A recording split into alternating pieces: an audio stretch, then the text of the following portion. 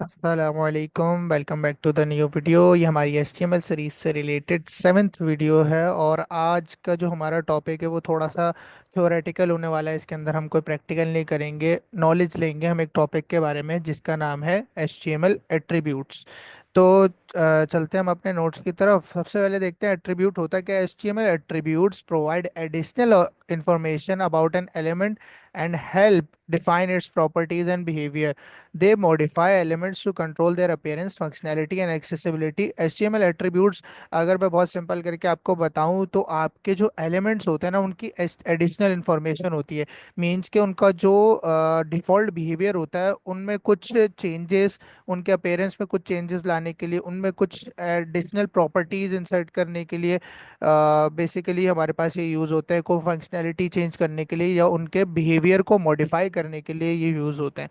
ठीक है, हमारे पास कुछ ऐसे एट्रीब्यूट्स भी होते हैं जो आप सारे एलिमेंट्स पे लगा सकते हैं। कुछ स्पेसिफिक होते हैं जो सिर्फ उन्हीं एलिमेंट्स के साथ आते हैं, उनकी नीड होते हैं वो एट्रीब्यूट्स।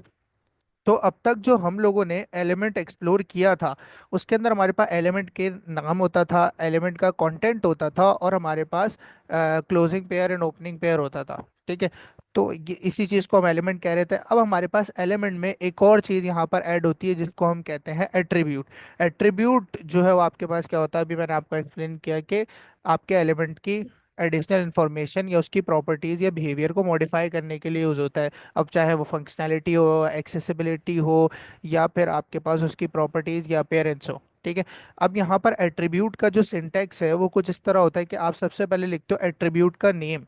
लिखते हो भाई, आप लिखते हो सबसे पहले एट्रीब्यूट का नेम, उसके बाद आप लगाते हो इक्वल साइन, फिर आप डबल कोट्स के अंदर आप लिखते हो एट्रीब्यूट की वैल्यू। ठीक है, ये आपके पास क्या होता है, एट्रीब्यूट लिखने का तरीका होता है। और एट्रीब्यूट हमेशा हमेशा जो आपका एलिमेंट का ओपनिंग पेयर है उसके अंदर लगता है एलिमेंट नेम के बाद स्पेस देकर। ठीक है, अब आपके हर एलिमेंट के साथ एट्रीब्यूट्स नहीं आते। कुछ ऐसे एट्रीब्यूट्स मैंने आपको बताया कि कुछ ऐसे एट्रीब्यूट्स होते हैं जो हर एलिमेंट के साथ लग जाते हैं। कुछ ऐसे एट्रीब्यूट्स होते हैं जो स्पेसिफिक एलिमेंट्स के साथ लगते हैं, वो उन्हीं के लिए होते हैं। अच्छा, अब यहाँ पर आगे बढ़ते हैं। और आपके पास जो स्ट्रक्चर है मैंने आपको डिफाइन कर दिया कि दो चीज़ें होती हैं, एट्रीब्यूट का नेम होता है और एट्रीब्यूट की वैल्यू होती है। Specifies what property of the element is being set.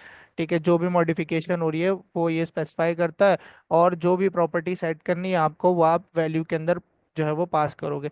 इसका सिंटैक्स मैंने आपको वहां पर भी दिखाया कि एलिमेंट और एलिमेंट के ओपनिंग पेयर के अंदर ही आप एट्रीब्यूट लगाते हैं, equal sign and double quotes के अंदर आप क्या लिखते हैं, डबल कोट्स या सिंगल कोट्स आप दोनों यूज कर सकते हैं। वैल्यू लिखते हैं एट्रीब्यूट की जो भी होती है और बीच में हमारे पास ऑब्वियसली बात है एलिमेंट का कंटेंट और ये हमारे पास क्या होता है, एलिमेंट का क्लोजिंग पेयर होता है। यहाँ पर एक एग्जांपल है, आपके पास एक ए टैग होता है जिसको हम एंकर टैग कहते हैं, या हम आने वाली फ्यूचर वीडियो के अंदर डिटेल में पढ़ने वाले हैं।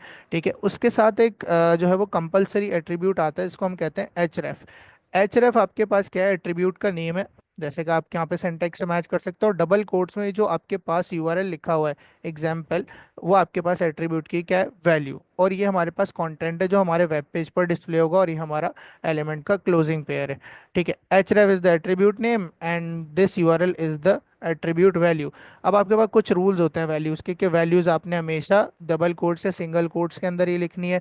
हाँ, अगर कभी कभी ऐसा होता है कि कुछ जो वैल्यूज होती हैं वो न्यूमेरिक होती हैं हमारे पास, उसमें कोई अल्फ़ाबेट से स्पेशल सिंबल्स नहीं होते, तो कभी कभी ऐसा होता है कुछ वैल्यूज हम बिना सिंगल कोट्स के भी लिखते हैं।